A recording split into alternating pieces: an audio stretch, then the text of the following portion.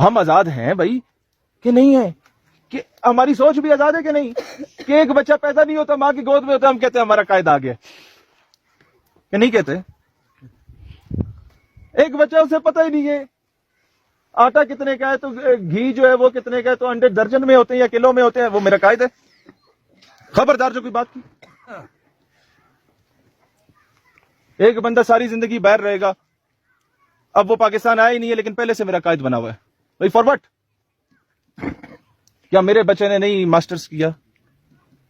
کیا میرے بچے نے نہیں پی ایچ ڈی کی؟ اس نے تو ملک لوٹ کے اپنے بچے کو پڑھایا۔ میرے یہاں کے بزرگ نے اپنی زمین بیچ کے اپنے بچے کو یونیورسٹی میں پڑھایا، اس کا بیٹا قائد ہے۔ میرے یہاں کے بزرگ نے اپنے گھر کا زیور بیچ کے، ہماری ماؤں نے اپنے بیچاری بھینسیں بیچ کے اپنے بچوں کو اے جے کے یونیورسٹی مظفر آباد میں یا مسٹ میں، یونیورسٹی آف پونچ میں یا اسلامک انٹرنیشنل میں جا کے پڑھایا، کہ نہیں پڑھایا؟ بتائیے۔ اپنی پینشن جو ساری زندگی آپ سرکاری نوکری کرتے رہے ہیں، جس پہ آپ کو آسرا ہوتا تھا کہ یہ اتنے لاکھ ملیں گے اور کچھ کر لیں گے، وہ سارا کچھ آپ نے اٹھا کے اپنے بچے کی ڈگری پہ لگا دیا۔ لگایا کہ نہیں لگا؟ تو کل کو وہ سیاست میں آئے گا، آپ بولیں گے چل تو کی کر سکتا ہے، قائد تو بیٹھے ہوئے ہیں لندن میں، بس آ رہے ہیں۔ جھوٹ کہہ رہا ہوں؟ قائد دبئی میں بیٹھے ہوئے ہیں، بس 5 سال کے بعد جیسی الیکشن آئیں گے انہیں قوم کی شدید ترین فکر ہو جائے گی، بس ابھی آئے تو ابھی آئے، کہ پتہ تو لگے کہ کون سے ایم این اے اس کے حق میں یا کون سے اس کے خلاف ہے، تاکہ اس کے ووٹر جا کے بولے کہ بھائی جان تمہارے بچے پڑھے آکسفورڈ میں اور میرا بچہ پڑھے اس اسکول میں جہاں نواب صاحب کے دان ڈنگر بندے ہوئے ہیں۔ سوری نہیں، ایسا ہمیں ہلکا نہیں چاہیے اور ایسا ایم این اے بھی نہیں چاہیے۔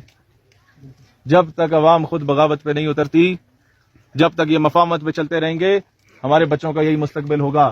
جب تک اس پہ چلتے رہیں گے کہ میری گلی پکی کرا دیو، میں نہیں فکر کے جناب ملک جتھے مرضی جا کے بیچ آؤ تسی، سانو فکر نہیں ہے، تو پھر جناب ہم اپنے آنے والے بچوں کا مستقبل بیچ رہے ہیں۔ آج پوچھے تمہاری خارجہ پالیسی کیا ہوگی، جو قومیں کامیاب ہیں ان میں پوچھا جاتا ہے کہ ہماری خارجہ پالیسی کیا ہوگی۔ مجھے پتا ہے یہ باتیں سمجھانے میں اس قوم کو بہت ٹائم لگے گا، لیکن خیر خان صاحب نے جب شروع کیا تھا تو اس کی عمر 48 سال تھی، ہم نے جب شروع کیا ہماری عمر 28 سال ہے، ہم 20 سال بھی لے جائیں کوئی مسئلہ نہیں، ہمارے پاس بہت ٹائم ہے سمجھانے کے لیے۔ اور اس کے دور میں یہ موبائل نہیں ہوتا تھا، کیمرہ نہیں ہوتا تھا، ہمیں وہ موبائل مل گیا کہ یہاں سے ایک ویڈیو ڈالو، کل پورا پاکستان اور سعودیہ بھی آپ کو سن رہا ہوگا۔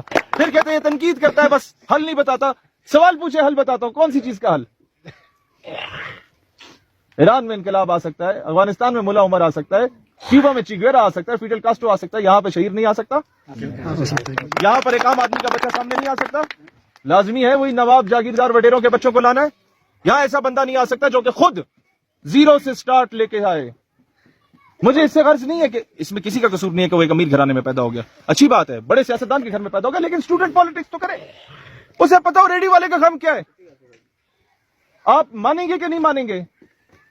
میرے دونوں پاؤں میں ادھر گھٹنے میں راڈ ہے اور یہاں ٹخنے میں راڈ ہے، اور اس بازو میں بھی پلیٹس لگی ہوئی ہیں، اس کے باوجود جن لوگوں کا روزانہ ادھر سے گزر ہوتا تھا ان سے آگے آگے میں سفر پیدل طے کر کے ادھر آ رہا تھا، کیونکہ میں جد و جہد میں 11 سال خواری کاٹ چکا ہوں۔